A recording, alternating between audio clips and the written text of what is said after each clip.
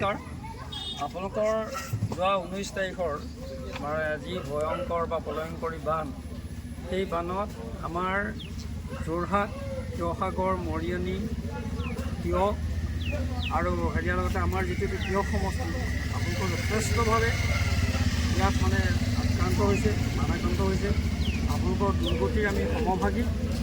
সেয়েহে আমি যোৰহাট জিলা মাধ্যমিক শিক্ষক আৰু কৰ্মচাৰী সন্থা, যোৰহাট জিলা মাধ্যমিক শিক্ষা পৰিষদৰ সমূহ সদস্যই আমি চিন্তা কৰিলোঁ কেনেধৰণে আপোনালোকৰ এই দুখৰ সমভাগী হ'ব পাৰি, কিদৰে যৎকিঞ্চিত হ'লেও আপোনালোকক কিবা সহায় কৰিব পাৰি আমি চিন্তা কৰিলোঁ। সেইমতে আমাৰ শিক্ষকসকলৰ ওচৰত আমি এক আবেদন জনালোঁ যে আপোনালোকে কিবা আমাক সহায় কৰিব পাৰে নেকি। তেনে ক্ষেত্ৰত আমাৰ বহুতো শিক্ষকৰ পৰিয়ালৰ তেনেকুৱা কিছু অসুবিধাৰ সন্মুখীন হৈছে আপোনালোকৰ দৰে। তাৰ ভিতৰত বহুতো শিক্ষকে যেনেকৈ যি পাৰে আমাৰ সাহায্য দিলে, আৰু তাৰে ভিত্তিত আমি যৎকিঞ্চিত আপোনালোকলৈ আমি যি পাৰোঁ প্ৰয়োজনীয় যিবিলাক সামগ্ৰী, বিস্কুটেই হওক, চাউল হওক, কাপোৰ কানি হওক বা অন্যান্য যিবিলাক সৰু ল'ৰা ছোৱালী সেইবিলাক আমি লৈ আহিছোঁ। আমি আপোনালোকৰ এই দুখৰ মুহূৰ্তত আমি আকৌ কৈছোঁ যে আমি সঁচাকৈ দুখৰ সমভাগী হৈছোঁ। আমি বহুত বছৰ পিছুৱাই গ'লোঁ। আপোনালোকৰ কষ্টৰ হয়তো এই কষ্টৰ আকৌ সম্পূৰ্ণ হ'বলৈ অন্ততঃ 30-40 বছৰ ওপৰ লাগিব, বা আমাৰ যোৰহাটখনৰ বা তিয়ক সমষ্টিটো আকৌ ৰিভাইভ হ'বলৈ আমাক যথেষ্ট সময়ৰ প্ৰয়োজন হ'ব। ধন্যবাদ জ্ঞাপন কৰিছোঁ যোৰহাট জিলাৰ মাধ্যমিক শিক্ষক আৰু কৰ্মচাৰী সন্থাৰ লগতে পৰীক্ষা পৰিষদৰ যিসকল শিক্ষাগুৰু আহিছে তেখেতসকলক পুনৰবাৰ আমি ধন্যবাদ জ্ঞাপন কৰিছোঁ। বিশেষকৈ আচলতে মানুহে মানুহৰ বাবে আমি সততে জানো যে শিক্ষকসকল আচলতে সমাজৰ ধৰণীকৰ্তা, সমাজক পোহৰ দিওঁতা। আচলতে ঠিক তেনেই নহয়, আচলতে শিক্ষকসকলে শ্ৰেণীকক্ষৰ বাহিৰেও যথেষ্ট কাম কৰে।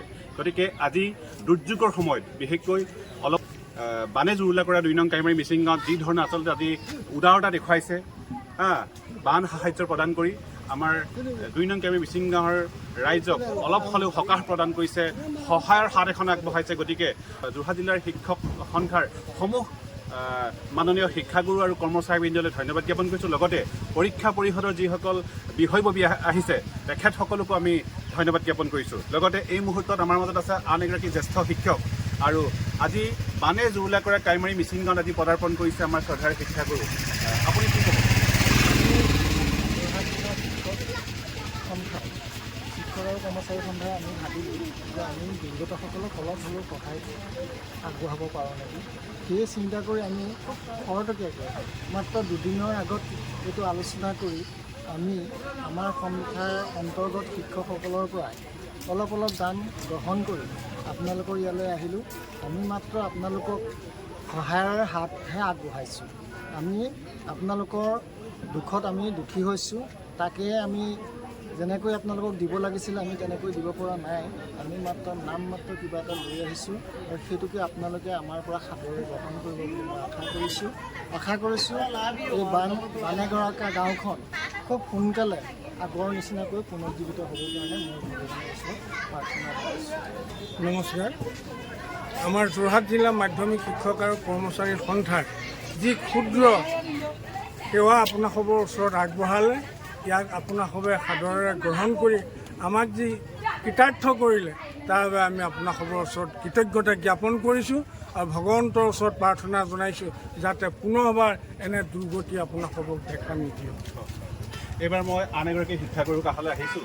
বিশেষকৈ ইতিমধ্যে আমি ৰাইজৰ মুখে গম পাইছোঁ যে আমাৰ গাঁৱত বান সাহায্য বুলি চাউল, দালিৰ পৰা আদি কৰি যথেষ্ট পোৱা গৈছে, কিন্তু আচলতে কোনো কাপোৰৰ ব্যৱস্থা হোৱা নাই। আজি আমাৰ সন্মানীয় শিক্ষাগুৰুসকলে আজি সামান্য হ'লেও কাপোৰ প্ৰদান কৰিব। গতিকে দুৰ্গতসকলক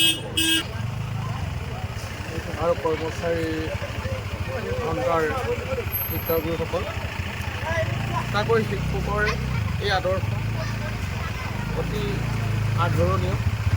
গতিকে আপোনালোকলৈ এই আমাৰ বানপানীৰ যিটো জৰুৰীয়া কৰিলে এই অৱস্থাত যদি আপোনালোকে যি বস্তুৱেই প্ৰদান নকৰক, আমি তাক আদৰেৰে গ্ৰহণ কৰিছোঁ। আৰু আপোনালোকৰ এই আদৰ্শ আগলৈ ঠিক তেনেদৰেই আমাৰ শিক্ষাগুৰুসকল আগলৈ যদি আগবাঢ়ি যায় নিশ্চয় আমি সমাজৰ বা ৰাইজৰ ওচৰত সুনাম অৰ্জন কৰিব পাৰিম আৰু বেছি নকওঁ।